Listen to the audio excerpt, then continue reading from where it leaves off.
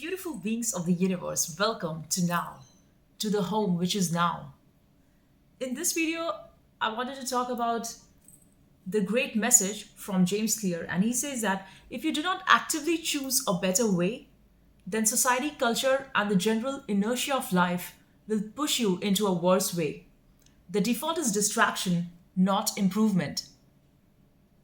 So just think about it. Like so many times, we think that we can just keep on flowing with life. But if you're waiting on society, society is not going to have any greater plans for you. Society wants you to fall, they want you to fail. So it's on you because by default, there's gravity, and gravity just tends to bring you down. So you've got to go against that. And it's precisely in that friction, in that anti force that you put, that when you feel like you're giving up and you feel like your pace has been slowed down too much, at that point in time, even Gurdjieff talks about that. You've got to push little harder, just enough to overcome that force that pulls you down. So you've got to put that positive effort enough to be that positive force got to be more than the negativity. So this is one awesome thing that I found. And the next message that he talks about is you draw out of the world what you put into it. So if you want to attract reliable people, first thing is you've got to be reliable. You want to attract trustworthy people, be trustworthy. You want to attract welcoming people, be welcoming. You want to attract exceptional people to work with, be exceptional yourself. So it's completely the law of what you given is what you get. So a lot of people try and be mean and they want to fool others, but in turn, they are getting that back to themselves. So don't be that way. And that's why, because the first rule says if you do not create things on your own, the default is distraction. Society offers you what? Distraction, mindless consumption. You go outside, there is infinite banners everywhere. Buy this, buy that. It's just like the whole world is a shopping center. Entire world, wherever you go, there's something being sold, something to catch your eye, something to distract you from what you wanted to do exactly, for what you were born for. But here's the thing, if we can just keep going, and the reason why we want to avoid what we are born to do, and deep down, every person knows what they're good at. Everybody knows. It's not that you can say, I don't know what I'm good at. The main fear is of it does not give me anything in return. But in default, every person knows what they are truly good at. It's just about you have the skill and you've got to keep sharpening that. It's like a sculptor. So she knows, the sculptor knows that while she's sculpting, there's going to be a lot of pressures that she need to put on the clay so that she can then manifest and sculpt that statue perfectly. So she knows she's got to shaft off all of the unnecessary, and that is only the initial part. Still, the clay looks edgy; it's not formed smoothly yet. And then she takes on another tool, and she smoothens out the rest of the structures. So now there's a lot of work. But the sculptor is aware that she needs to put in all of that work for her to be able to say, I've completed this beautiful statue. And in the end, she gets that beautiful thing that she had envisioned, that she had thought she wants to create. But many times we want to avoid the work because we think, but making that is not going to get me anywhere. It will get you. It will get you to a lot of places. It will get you, first of all, you are learning to be more focused with that. And focus is so essential. Focus is not that you are in a flow state on your own. Focus is you feel the resistance and you watch it and you work despite that. It's not the absence of problem. It's the choice of being able to create despite the problem. So it's not that you're not going to have problems in your body while you're trying to work on something. Of course, the body will say, I want some water, I want some food, I don't like sitting in the room, I want to step out. I want to do shopping. Why are you forcing me to be here and do this? This is so boring.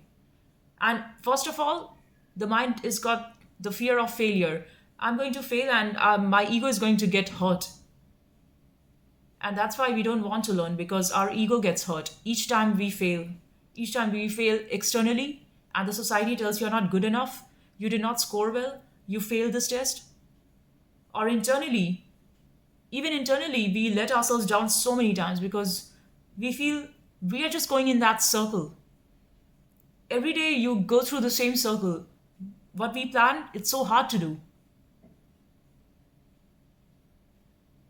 It feels difficult. So we're just going to and watch it and still go ahead and do it. Still go ahead and work towards, just keep moving.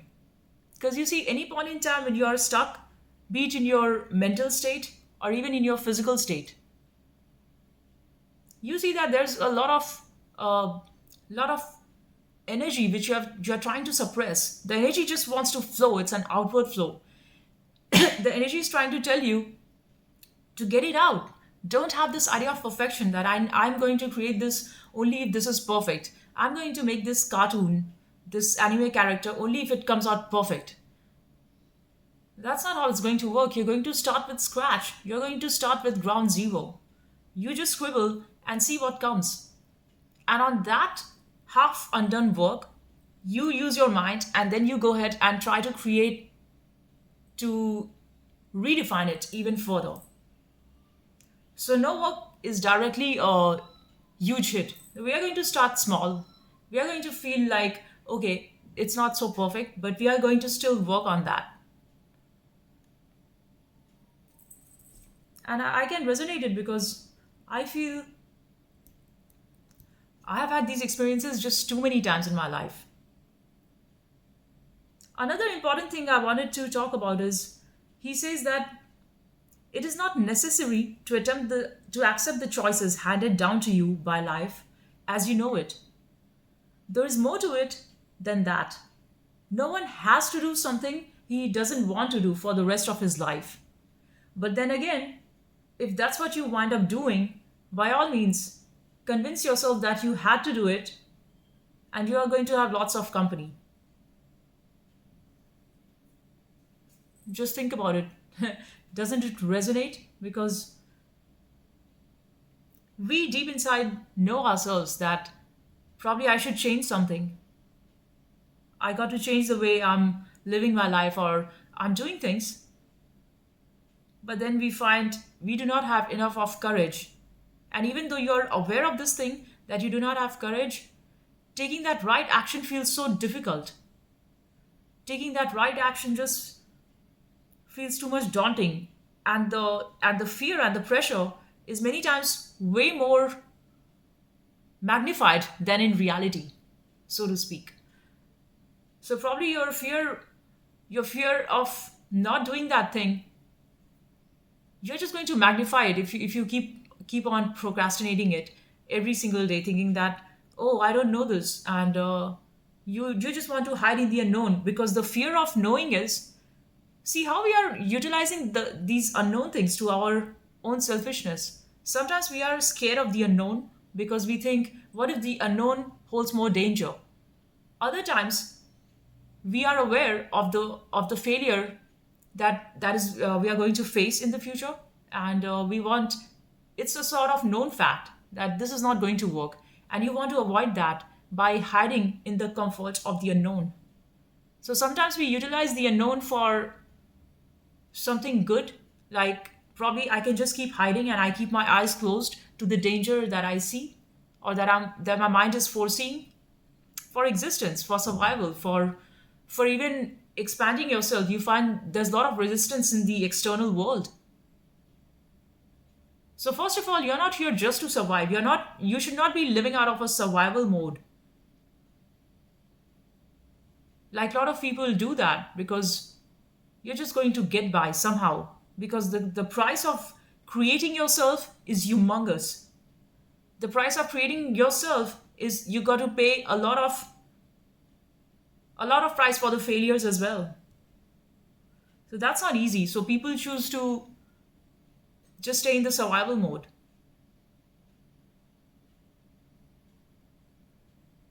But then there's no joy living in that. You see, life energy has just drained that kick out of your life. Why do you see people face look so lost? There's no shine because your face, your eye is the expression of your soul. Somebody with a bright soul would have bright eyes, and it's not about you just doing surgery and things. It's a direct reflection of your spirit. So having the courage is the prime key here. Having the courage to look into your own self, to your own dark sides, having the courage to make that bold step despite the fear that is holding you back internally, and even the fear that the world tries to put you on. So you want to live out of love, but then the world outside, they want to show you hate.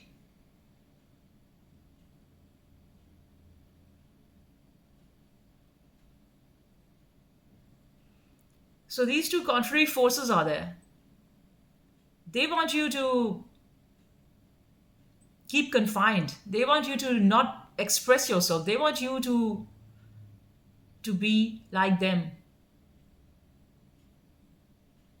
But see, this is the thing. If all of us were same, like how society wants you to be, you're just a tax file number. You're just a TFN. You're just an employee number. You're just a number. You are just part of the system. But well, of course, you've got to use those things in order to operate, living in the physical world. But that is not only it. That is not all that you are. You're just not a number or a Medicare card number or your insurance number that they just stack to you like an employee, like a patient, like a consumer. That's not just who you are. All of those things are just created in so that you fit into the system, and you've got to say yes to their policies, to their rules, so that they can have their things going on. But deep inside, you know that there's more to it. Deep inside, you know that you want to express yourself in many different ways. And what is life after all? Everyone's life, every person who's born on the planet, their life is an expression of who they want to be, who they want to manifest as. Their desires are all but expressions of what they want to project. They are trying to understand themselves through the things that they do, through the things that they create. Why an artist wants to create music, why an artist wants to make a movie, why a director wants to make a movie, is because they are trying to create something beautiful and something new into the world, which was not there before. They do not want to create a replica of something and edit it little bit here and there. You can do that if you're a cheap producer. Take somebody else's work and then just tweak it and say, I made it. That's very cheap quality work. That's because you want to avoid the real work. The real work means you take a deep dive into your soul, into your spirit. You ask what do you want to create? And before that, why do you want to create? Any sort of creativity comes from a deeper sense of deep diving into what is it that you want. And a low type of work is just a copy paste work. Take somebody else's thing, take somebody else's shit and do a little bit here and there, but there's no soul to it. You can, and in fact, a lot of things would get sold like that. Market is, you look at the things in the market, a lot of things are like that. You see lots of shirts and clothings, they look so much alike, just little bit change in the print. But there's no massive new creativity even in the clothing, unless and until you see some very bizarre abstract designer and they are bold enough to bring their ideas to life. They're not concerned how this would be seen as. They're interested in expressing who they are. And they do that through the work that they are pursuing. Of course, you need courage for that. You've got to be bold and fearless to be yourself.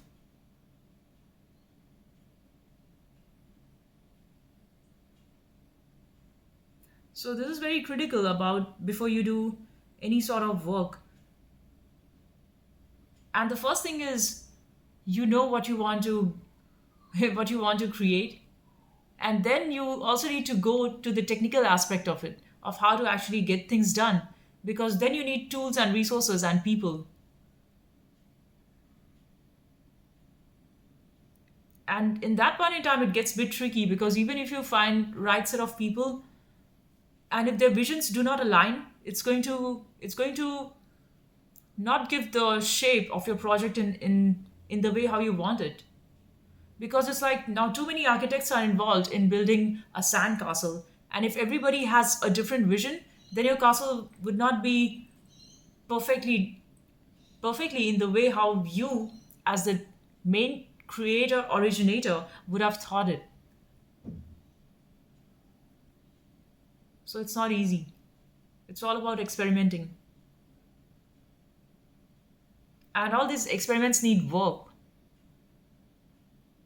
lot of work, lots of work. In that, you cannot put time as a as a closing point. You can use time. You can use time, because also many times, like Paulo Coelho talks in his book Warrior of Light, the Warrior of Light is aware of the fact that to bake a bread, he or she needs to close the oven's door, because with open door, your bread is not going to be baked properly. So that is the same thing with time, because you cannot just have no timeline agenda, then you're going to keep doing the same thing forever. One project might take you years of work. But if you keep going, and you're not so much cringe about the time aspect and the resources, then also you can make it into a more defined, more quality work. Because then just time is not the limiting factor. You should not use time as a limiting factor, first of all. Our relationship with time is either we are too much fearful of time, we are scared of time, or we don't value it at all.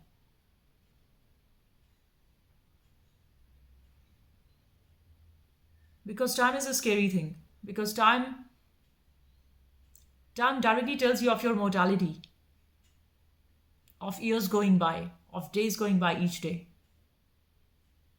of things not done, of your energies falling and fading, of things your visions basically not coming into life. We are not just scared of death, that one day we will die. We are scared of not living the life how we wanted to live in the first place. We are scared of having lived an unlived life and meeting others' expectation but not yours.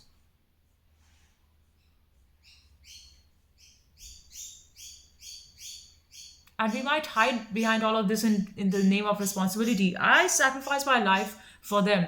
I'm sacrificing my life for my loved ones. Well, if you are truly doing that, if you are truly selfless, and if you really mean it and you are living life like that, then that's beautiful. That's a very nice gesture. That's a very nice, beautiful thought. But if that is not true, then that's not very pleasant. And that means we've got work to do.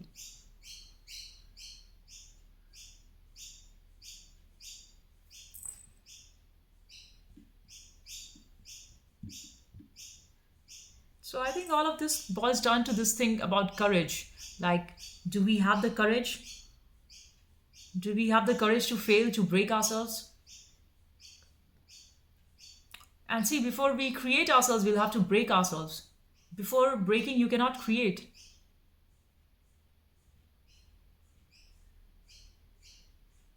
Our whole life is like cooking, actually. So when I cook, I just observe it. Like, if you do not chop your vegetables and you do not put it to boil, you do not cook it at certain temperature, then you cannot have that fully cooked meal. And so is you. You are being cooked by life. Consciousness cooks you. So all these things and trials, tribulations, struggles, pains, failures that you face is basically consciousness cooking you. Because who are you being consumed by? You are being consumed by the consciousness. And that consciousness It's not just you who are consciousness, even the rest of the people, they themselves. So somebody who wants to, who just wants to consume you, like your work, for example. You are creating something for somebody else. You work in a company and you finish the task and you hand it over to your other colleague or your manager. So whatever work you are creating is being consumed by somebody else. And in turn, that is being consumed by another thing. And all of this keeps on keeps on happening. So basically in all of this, you are not truly there. Like this body, we think, I'm this body. Body's ever changing. And body's ever changing. And also look at the way how it started from a cell. And back then, when you were a cell, you had no sense of your ego. And even extrapolate it further as you get old and you are dying, at that point in time, also your ego would not be there. Because a weak body cannot have a strong ego. Have you ever seen somebody who's very weak and old at their deathbed dying and they have a very strong sense of I? No. Because this I is only a gameplay from your birth till your death. And it's a perfect circle. How you are as a child, you come back to it as you start getting older. A newborn child and an old man dying are not very different. It's just that their bodies have changed and rusted over these years. But the condition is the same. A child needs to be taken care. A very old dying person needs to be treated in hospital.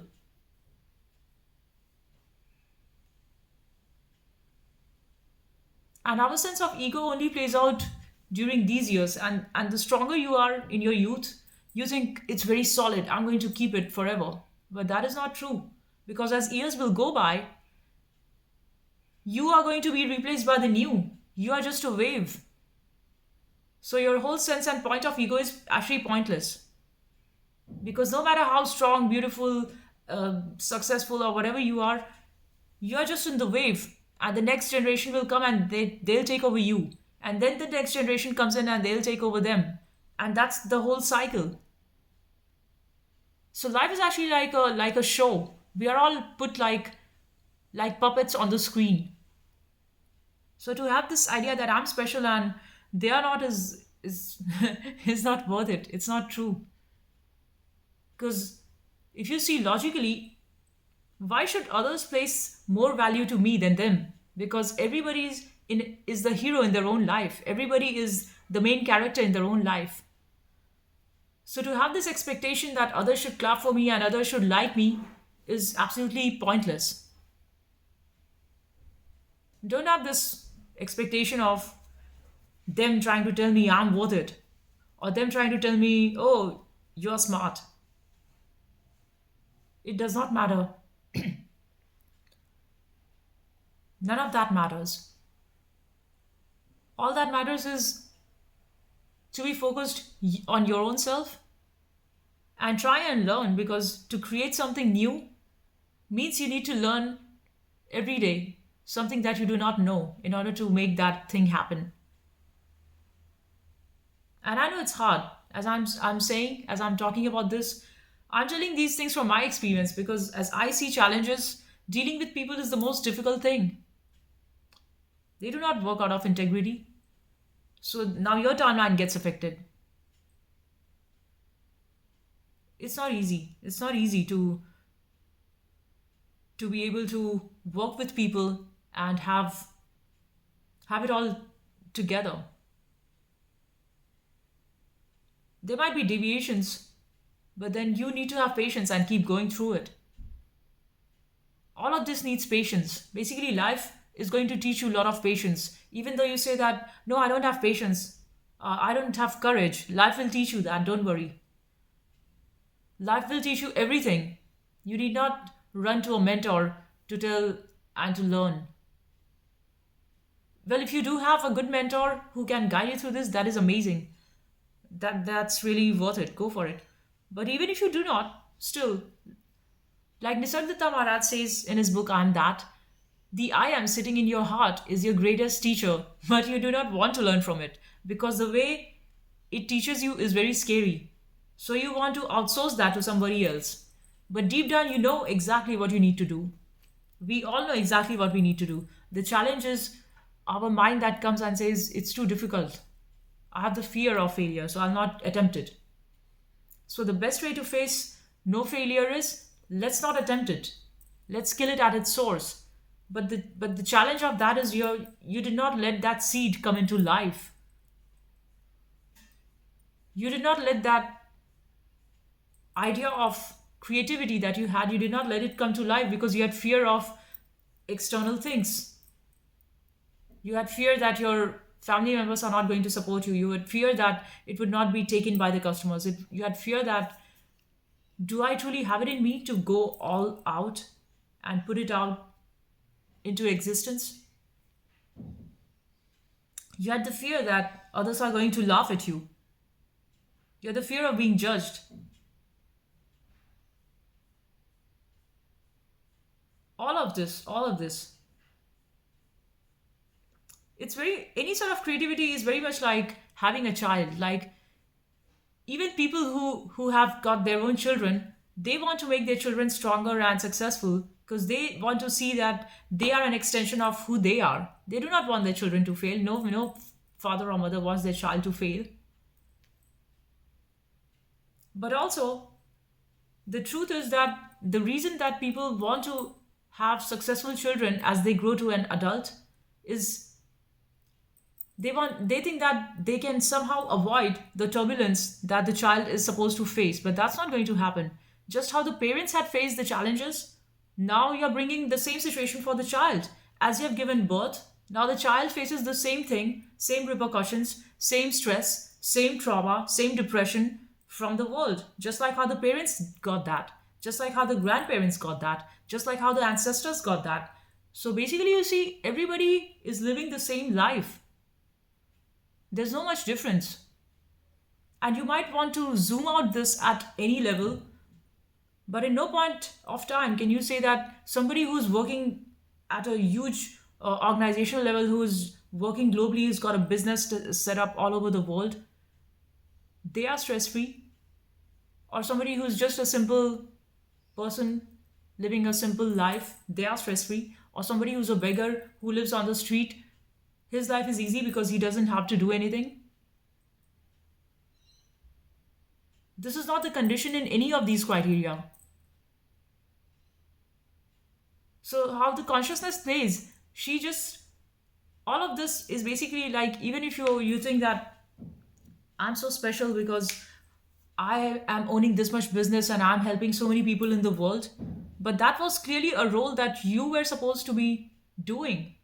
That's why the situations happen like that. And that's why you went through those struggles and you had no choice but to learn to be that billionaire or millionaire so that you can help the society in so many ways. And it was not personally for you that I am successful, I'm a billionaire. It was a role that you were given so that you in turn are going to, you're basically a chain in this, you're a block in the chain, in this whole entire blockchain. But we think that okay, I'm so important because I'm doing this and that and I'm so special and I'm not an average person. Don't just treat me like I'm a nobody.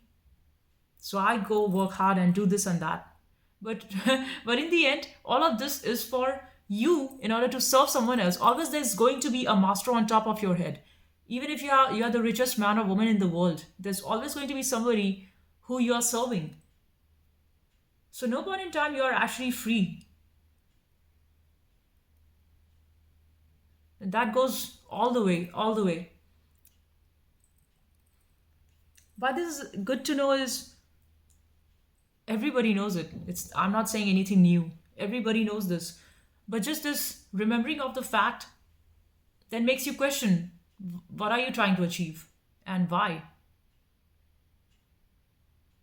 Is it because you want to see that I don't want to be controlled? I just want to be free. I don't want them to decide things for me.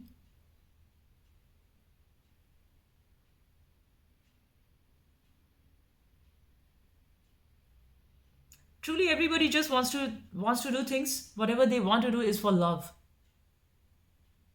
The reason a musician sings is for love. The reason an artist paints is for love. The reason the birds sing is out of love. The reason the nature grows beauty is out of love. And love is not just love in the way that you feel pleasant. Love is also destruction. Love is also war. Love is also because anything that is created would get destroyed, and that is also love. And basically, at the deeper sense, everything is love. But we feel so much tested when the times are hard, when you are in the mid of a crisis. You feel so much tested, and you think there's no love in here.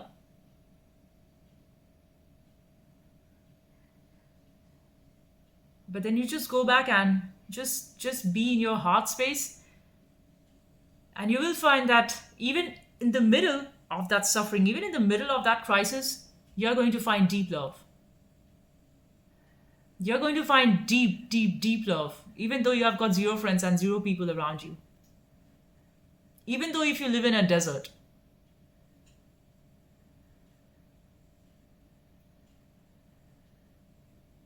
Because truly the real love is in silence.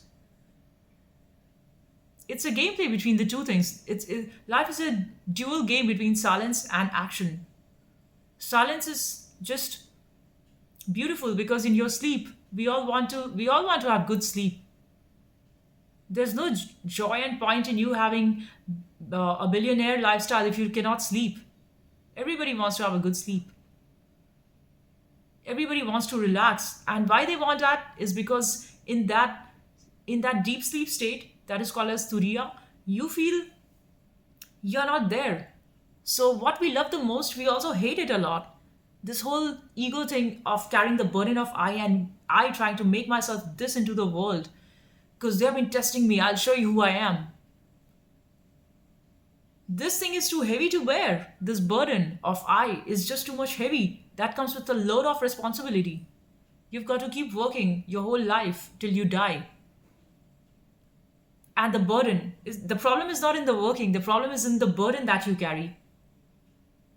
You can keep on working. A wise man, a wise sage, it's not that they do not work. They work insanely more than a working man or a working woman. But the thing is, the difference is in their approach to it. They do not carry the burden of the work. They suffer tremendously. It's not that a sage, a monk doesn't suffer. They suffer tremendously, but you do not see that on their face. You do not see that in their being. You feel an aura of peace around them. You just watch them on YouTube and you think, wow, what an incredible master. What an incredible God-like human.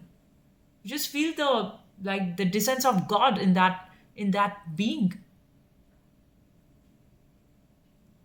And it's not that they do not suffer. They suffer tremendously.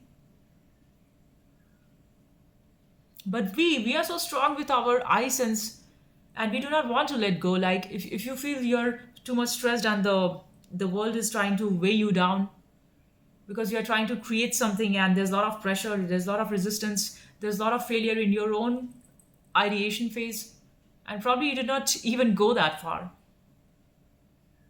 Still, you have this choice of just imagine an indigo fire and you drop down all of your worries to that. And you feel your shoulders light. You feel the lightness in your body. This is a very good visualization. Just try that. And also let go of this idea of just let go of this whole expectation of the end result. That does not mean you're not going to do what you're supposed to do. You go ahead and do whatever action you're working on.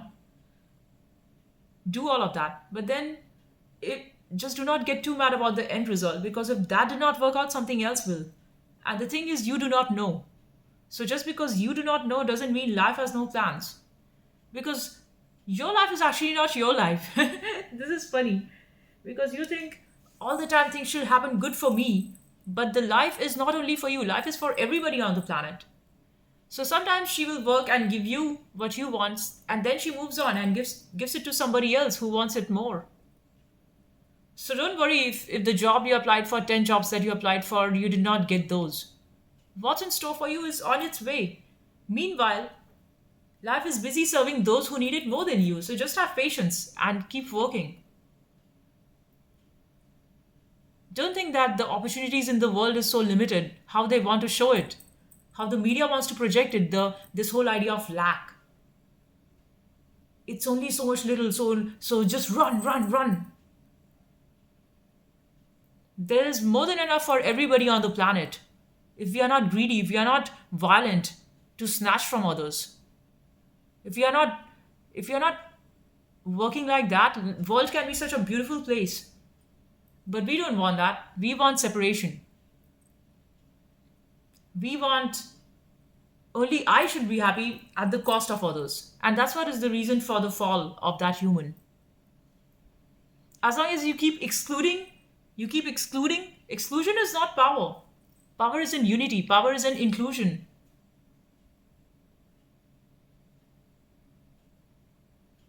And behind all this is the intention. So if you're together with your set of people out of fear that I'm having these set of people, that is not going to work. But if you're together in a community out of love, that is strength. Because always love is going to have strength. They want to put fear. Society wants to put fear into you so that you cannot even question the basic things, so that they want to sap you out of your creative energy. They want to keep you stuck into the very basic things for survival. I watched a very nice video of Sadhguru in which he says that why are you so much concerned about living in a survival mode? An ant also gets her food without having to work like you. A bird also gets, so basically the nature takes care of everyone. And so the life takes care of life. You need not get too mad about, oh, I need this and I need that and what is going to happen. All of that is unnecessary. We just want to clear out the extra garbage. They did not support you, let them not. They did not approve your loan, let them not. They did not do things for you that you expected because you gave in, let them not. Have no expectation from no one. Your job is to keep creating. Your job is just to keep moving in the right direction. And sometimes you might just want to come home in your heart. Sit with the I am. Sit in the I am silence. And that point in time, you might feel, I'm not moving anywhere. I'm not doing things. I'm not doing stuffs. But just be zero. Just be quiet. Just be absolute zero. And many times you will get amused by this question, who am I? When you come in your heart center, when you just come to your heart space. Premanand Maharaj says that you have lived so many lifetimes, and all the things that you are running after now, you have already enjoyed and lived all of that. So there's no joy in chewing the chewed. But still, we keep on confusing ourselves. Maybe that next thing is going to give me that rush. Next thing is going to give me that hit, that dopamine that I'm looking for.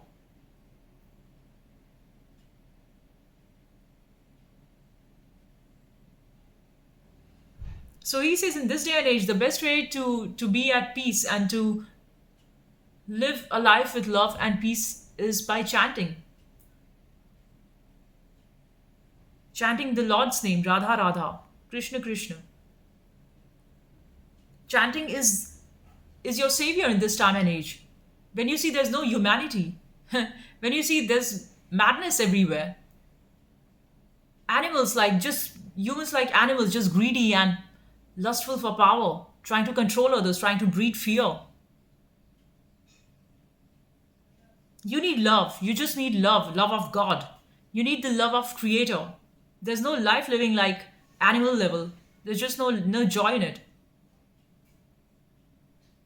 And God is your savior. So chant the Lord's name.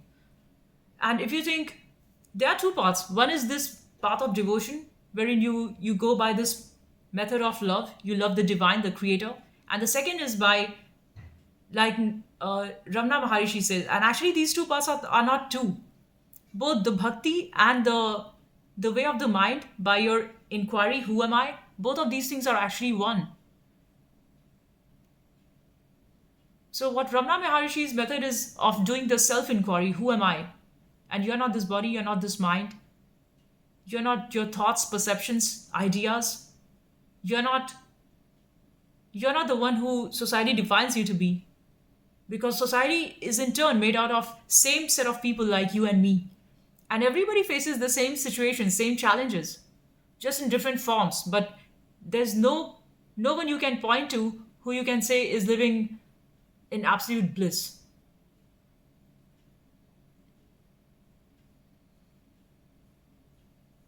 So the path of self-inquiry, who am I?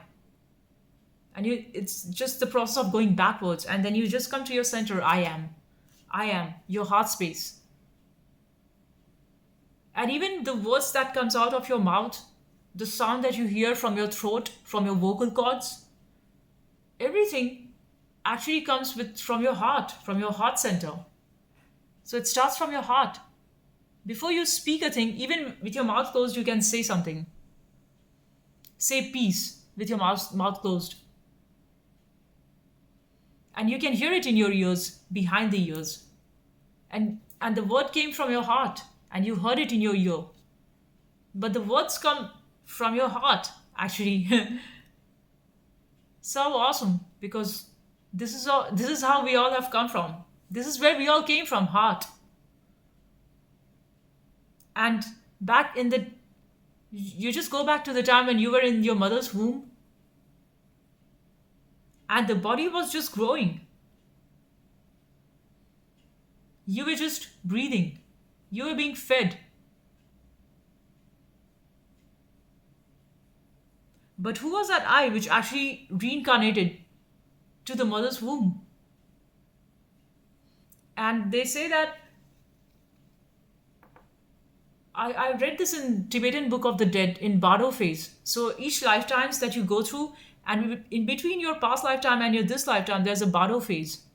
That Bardo phase is of 49 days or something. And once you have died in your past lifetime, your spirit then goes out. So basically that's all your vritti, the things that you used to do, your habit patterns, that stays.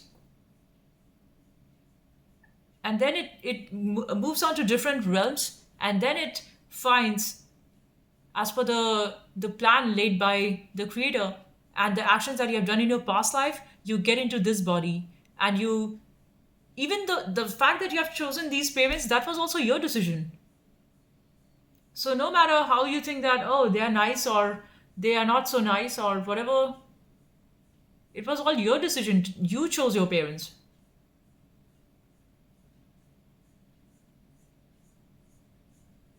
And you're brought into that situation, into that family that allows you maximum expansion scope of your consciousness, that lets you expand, that gives you an environment where you can be more of yourself.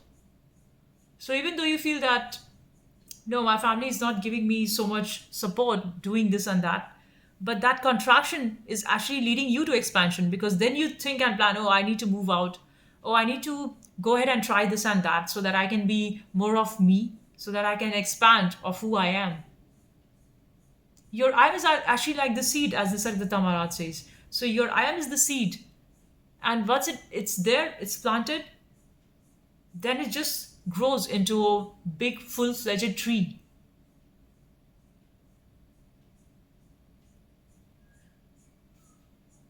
So that's what it is.